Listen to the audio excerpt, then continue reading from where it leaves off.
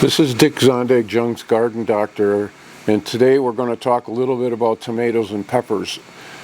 Tomatoes come in many varieties depending on what you're going to use them for. Some of them are quite large, like Big Beef is a great beefsteak tomato, which makes very nice sandwiches or very nice slices.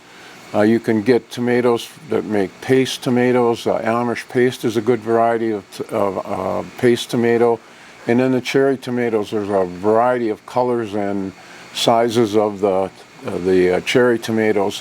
One of the questions that we sometimes get in the garden centers is what's the difference between determinate and indeterminate tomatoes?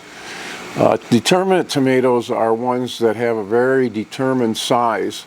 A lot of those are used in containers, like patio is a variety of container tomatoes, and the tomato only gets about 24 inches high and will stand pretty much on its own.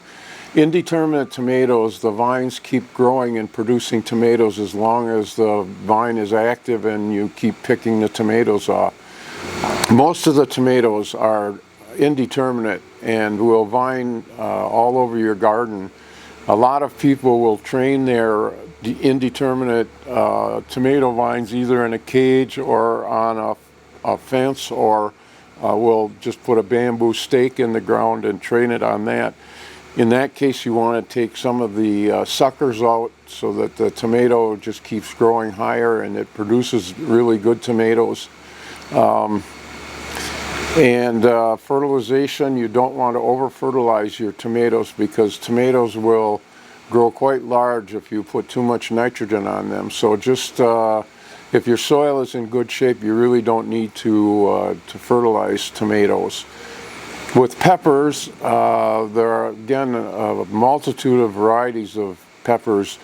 Some of them are very hot, like the Carolina Reaper and the Ghost Pepper.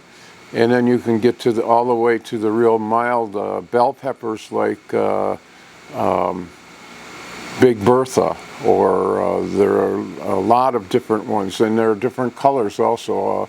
Bell peppers can come in yellow or red or green, and it just depends on what color you like. And there are also the hot peppers that you use in chili and many other things.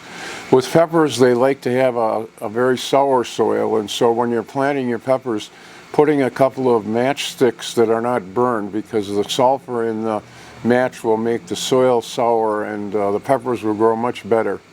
Peppers can also be fertilized because they will grow better if they have a little extra fertilizer. If you keep picking your bell peppers or your other peppers, they keep producing more. So if you have any questions on growing tomatoes or peppers, please contact us and we will give you the information. This is Dick Zondag, Jung's Garden Center, wishing you a very large crop of tomatoes and peppers this summer.